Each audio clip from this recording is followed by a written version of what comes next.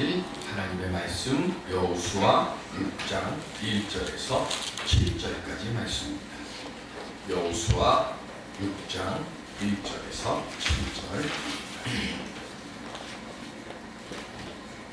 이스라엘 자손들로 말미암아 여리고는 굳게 닫혔고 출입하는 자가 없더라.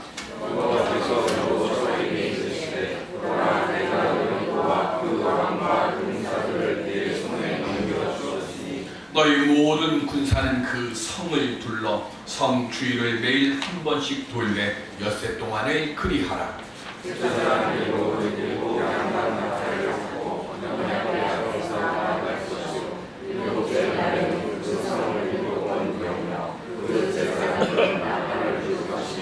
제사장들이 양각 나팔을 길게 불어 그 나팔 소리가 너희에게 들릴 때에는 백성은 다 큰 소리로 외쳐 부를 것이라. 그리하면 그 성벽이 무너져 내리리니 백성은 각기 앞으로 올라갈지니라 하시매.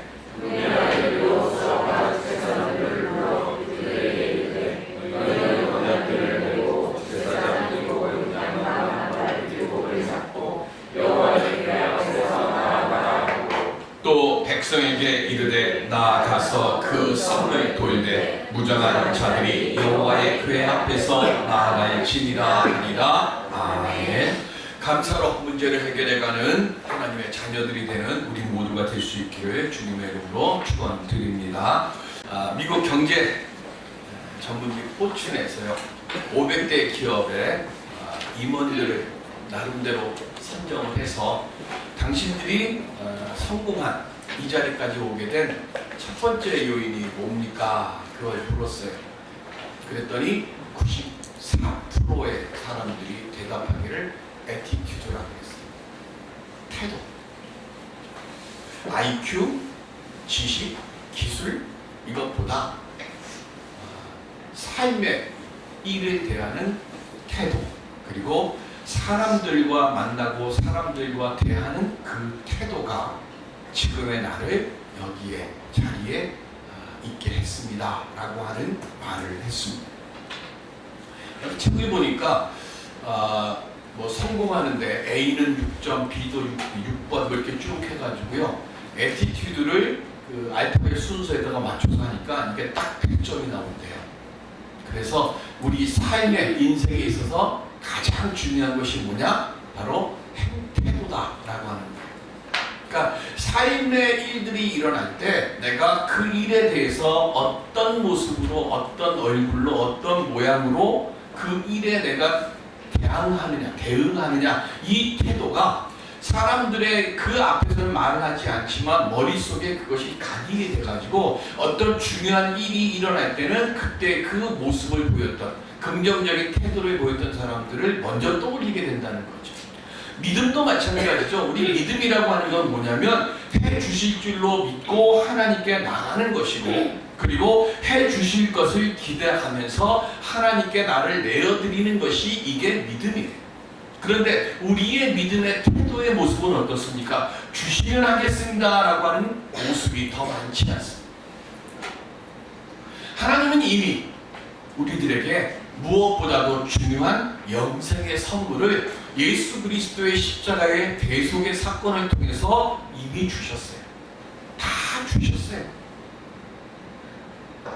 우리에게 남는 것은 뭐냐면 예수 그리스도의 그 십자가의 대속의 사건과 부활의 역사를 내가 얼마나 확신을 가지고 믿고 있느냐 아니냐 이 차이라는 거예요. 죽을 자를 살게 하신 그것보다 더 큰 은혜와 사랑이 어디 있겠어요. 그런데 우리는 그 은혜나 그 확신을 갖지 못하니까 계속해서 하나님에게 뭐예요? 주시면 내가 하겠습니다 라고 하는 이야기를 합니다. 오늘은 감사주일입니다. 이 감사주일날 먼저 우리가 무엇보다도 감사로 하나님께 올 수 있는 오늘 우리의 믿음의 태도를 가지고 있기를 바랍니다. 받은 게 없어서 감사하지 못하는 것이 아니라 감사함이 없어서 받지 못함을 깨닫고 이 시간 감사로 제사 드리면서 감사로 주님 앞에 무릎 꿇을 수 있는 오늘 우리들이 먼저 될 수 있기를 바랍니다. 복과 응답의 역사는 감사로 드리는 마음에 있음을 깨닫는 우리가 되어서 더 많은 감사의 열매를 가지고 그리고 복의 문을 열어갈 수 있는 오늘 우리들이 될 수 있기를 주님의 이름으로 기원 드립니다. 그럼 어떻게 하면 복의 문을 열까요? 오늘 본문 1절에는 이렇게 시작을 합니다. 이스라엘 자손들로 말미암아 여리고는 굳게 닫혔다 그랬어요. 기원전 5000년 그 이전에 이미 여리고는 도시로 만들어져 있던 역사상 문서로 기록되어 있는 가장 오래된 도시가 여리고입니다. 그리고 여기에는 이미 신에게 드리는 제단도 만들어져 있던 도시가 여리고예요. 그런데 이 여리고의 성벽의 높이가 지금은 사라져서 터만 남아있지만 그 모습을 보고 학자들이 추측을 하기를 성벽의 높이가 약 7.5m고 그리고 성벽의 두께는 약 6m쯤 되는데 이게 뭐냐면 내벽과 외벽을 해서 이중벽으로 만들었대요. 그리고 이 여리고 성은 그냥 이렇게 세워진 게 아니라 약 35도로 이렇게 기울어져 있어가지고 기어 오르기도 아주 힘든 그렇게 만들어 놓은 성이라는 거예요. 그러니까 당시의 사람들의 능력으로는 도저히 점령할 수 없는 난공불락의 요새가 바로 이 여리고 성이었다는 거예요. 그래서 신명기 1장 28절에 보면 시작 우리가 어디로 가랴 우리의 형제들이 우리를 낙심하게 하여 말하기를 그 백성은 우리보다 장대하며 그 성읍들은 크고 성곽은 하늘에 닿았으며 우리가 또 거기서 아낙 자손을 보았노라 하는도다 하기로 말해. 이스라엘 사람들이요 여리고는 해발보다 낮은 곳이에요. 해저예요. 여리고가 있는 곳은 바다보다 낮아가지고 바다 200m 아래에 있는 성이 여리고인데 이 여리고 바다보다 낮은 이곳에서 여리고 성을 멀리서 관찰을 하면 이게 산처럼 솟아져 있는 것처럼 보이는 거예요. 그러니까 이스라엘 백성들의 눈으로 보면 성곽이 하늘에 닿았다라고 지금 이야기하는 이유가 거기에 있는 거예요. 그만큼 크게 보이는 거예요.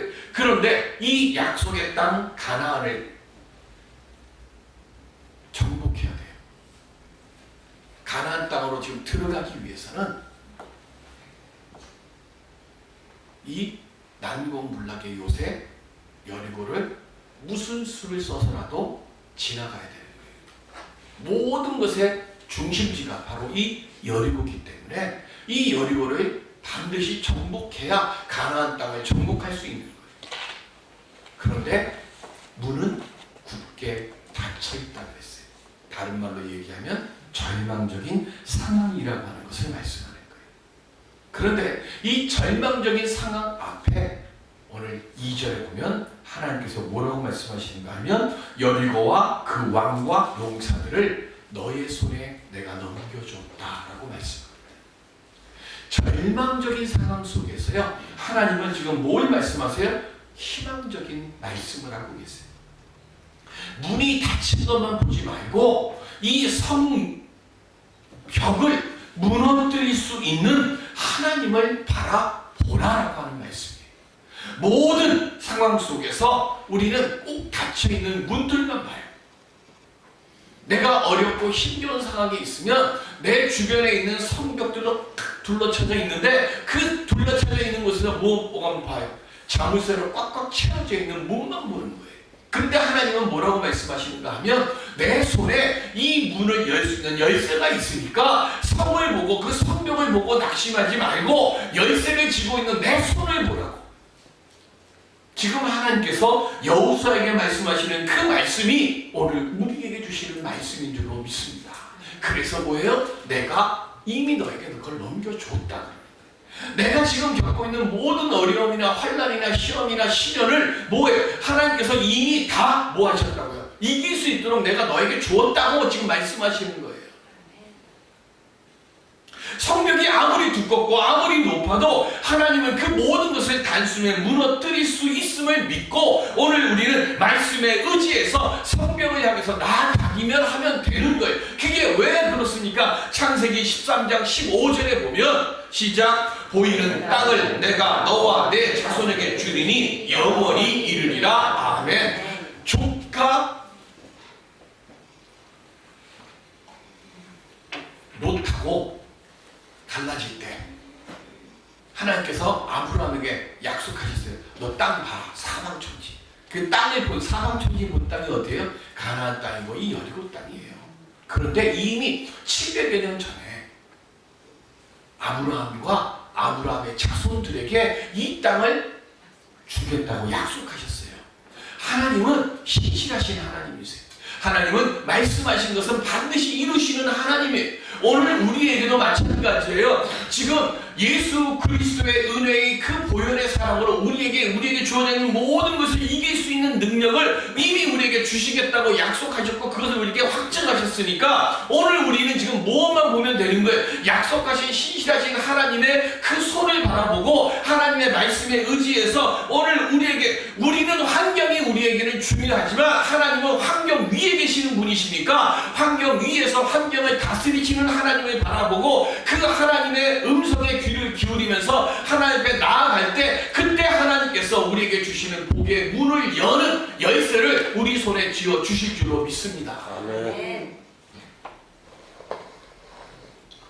그래서 하나님께서요 백성들에게 복의 문을 여는 태도를 이제 3절서부터 말씀하시는데 첫 번째 태도가 뭐냐면 매일 성을 합법씩 돌라는 거예요. 그리고 언약궤를 따르라. 다른 말로 얘기하면 하나님의 말씀을 따르라는 거예요.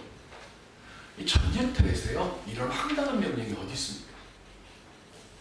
명령을 내려주시려면 야 내가 몇 월 며칠 몇 시에 여리고성 어느 쪽을 내가 다 칠 테니까 그때 니네들이 그쪽으로 돌파를 해갖고 여리고성을 함락시켜 그러든지 아니면 내가 하루는 번개를 탁 쳐가지고 문을 내가 딱 부셔줄 테니까 그 시간에 맞춰서 특공대 딱 조직해갖고 들어가. 이게 맞는 얘기 아니에요 우리 상식으로.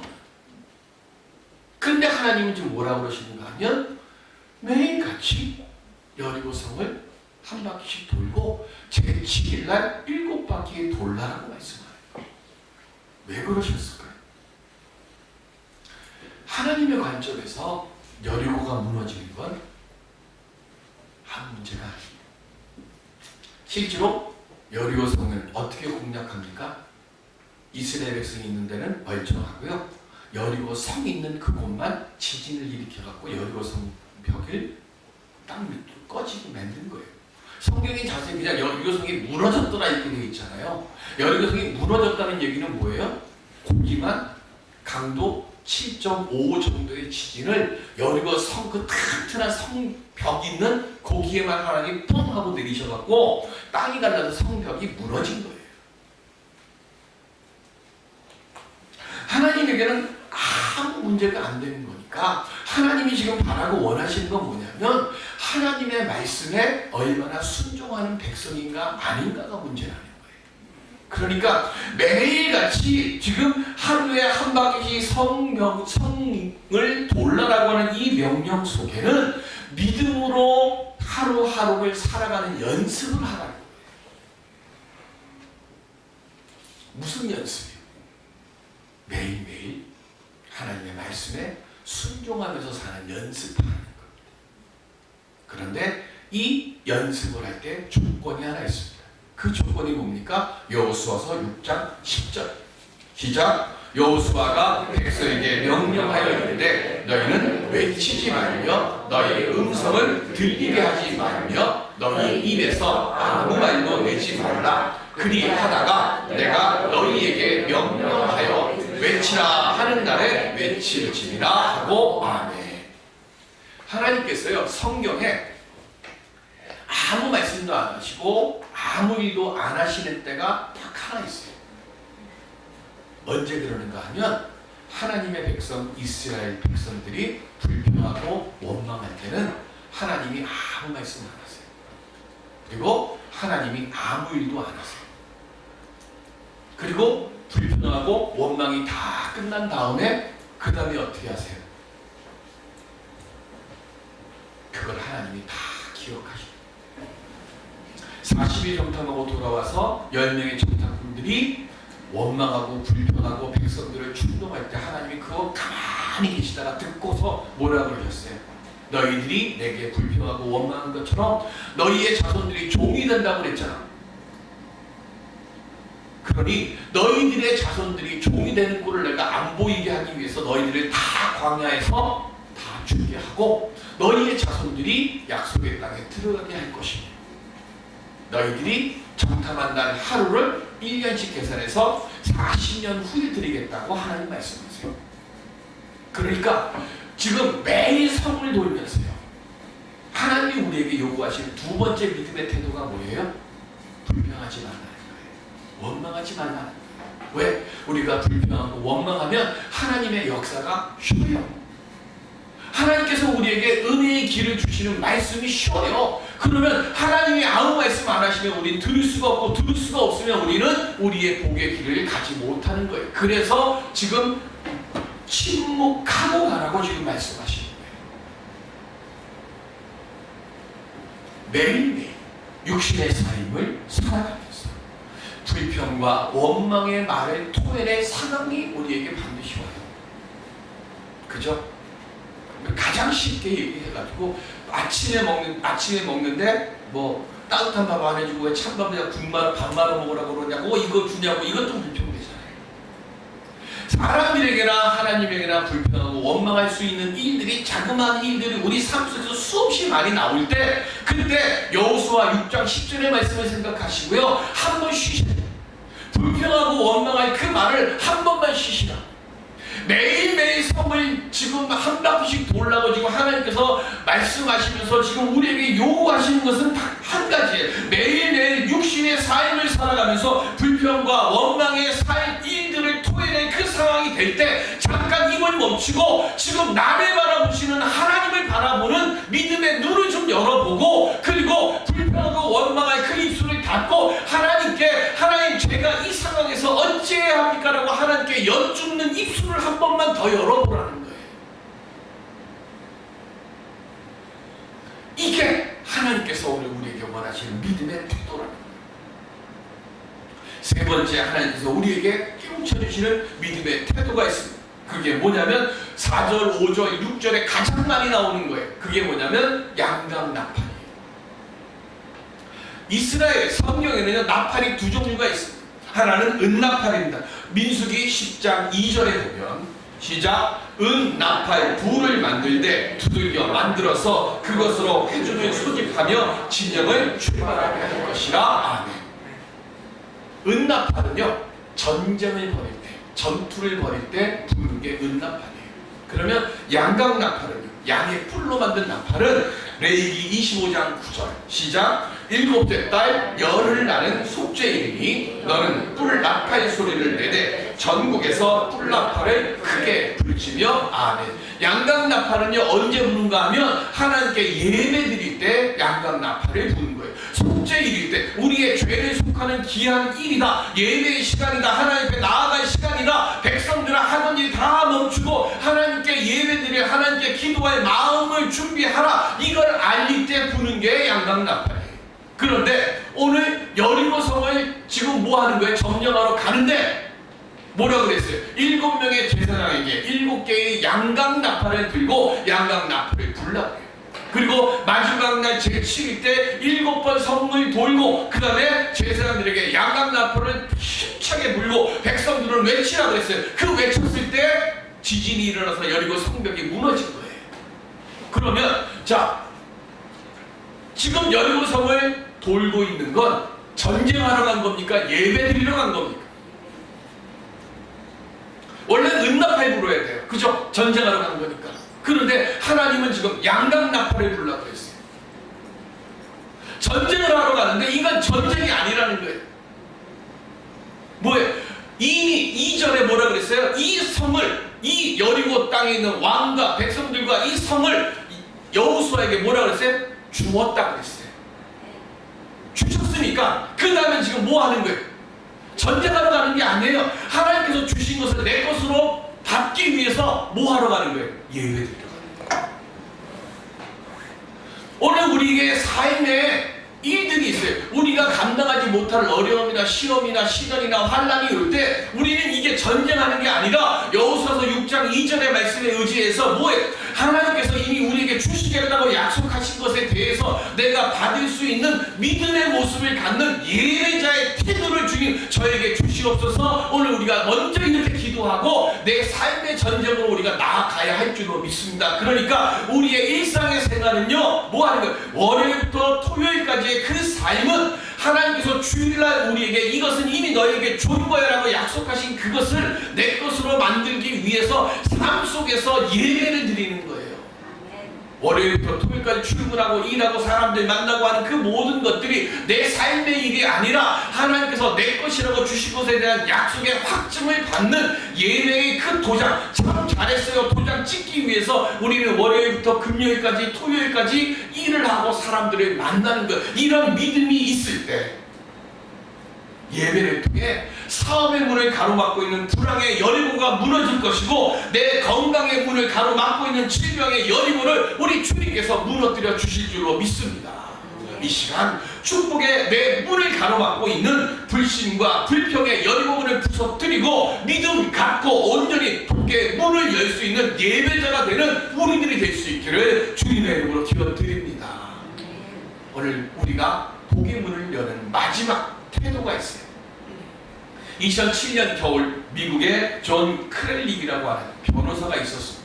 그런데 이 변호사가 사건을 맡긴 의뢰인이 갑자기 수임료 지불을 거부하는 바람에 부도가 나버렸어요.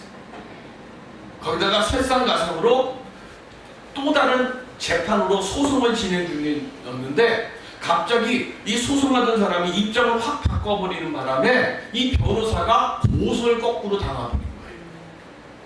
가진 거 다 없어지고요. 이혼, 2번 이혼해가지고 자기가 번 돈 중에 상당수는 전처와의 사이에서 난 아이들에게 그 돈을 3가지로 다 보내줘야 되고, 거기다가 변호사 사무실이 있었던 그 건물의 임대료가 갑자기 몇 배로 뛰어가지고 변호사 사무실도 문을 닫아야 될 상황이고, 직원들 월급도 못 주고, 자기는 지금 어디 하나 붙어 살 수, 몸을 붙여 살 수 있는 공간조차도 없는 절망적인 상황이 왔어요. 이 상황 속에서 이 존 크렐릭이 산을 올라가는 거예요. 산길을 가는데 가는 내내 너는 실패자야, 너는 패배자야 하는 소리가 귓속에서 계속 들려요. 그러다 보니까 이 귓속에서 그런 소리가 계속 들리다 보니까 산속에서 그만 길을 잃고 헤맸습니다. 길을 잃고 헤매는데 갑자기 그 상황에서 어렸을 때 할아버지하고 자기하고 있었던 일이 생각이 나는 거예요. 그게 뭐냐면 어렸을 때 할아버지가 은하를 1개를 주면서 네가 이 은하를 받은 것에 대한 감사의 편지를 할아버지에게 쓰면 할아버지가 은하 1잎을 더 줄게 라고 약속을 했어요.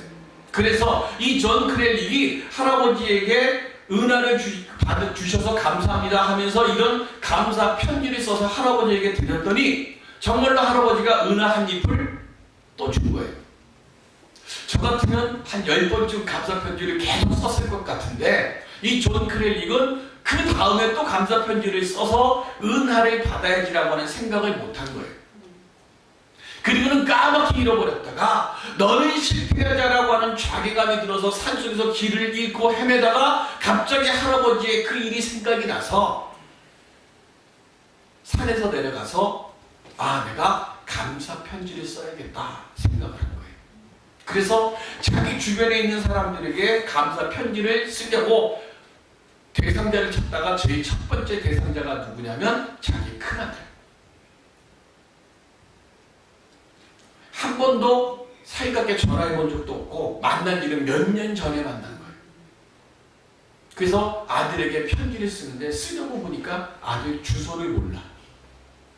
그래서 몇 년 만에 전화를 걸어가지고 아들아, 아빠가 너에게 편지를 좀 쓰려고 하는데 네 주소를 좀 알려달라 그랬어요. 그래서 아들이 주소를 알려줘서 주소를 받아가지고 편지를 보냈는데 아버지의 편지를 받은 아들이 아버지에게 전화가 왔어요. 아버지 좀 만나줘. 그래서 아들을 만났어요. 근데 아들을 만났는데 아들이 봉투에서 아주 빳빳하게 새로 막 뭐 아주 신껏 100달러짜리 지폐를 5장을 봉투에 탁 담아가지고 아버지에게 드리는 거예요.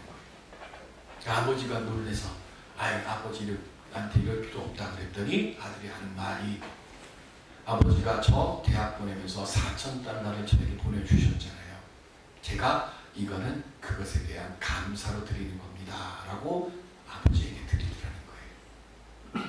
그리고 그때부터 15개월에 걸쳐서 365통의 감사 편지를 적어서 보냈습니다. 그리고 이게 2009년도인가요? 우리나라에서는 2009년도에 365 땡큐, 그리고 부제로 마음을 감동시키는 힘이라고 하는 책으로 출간이 됩니다. 이 편지 내용 보면 다른 거 없습니다.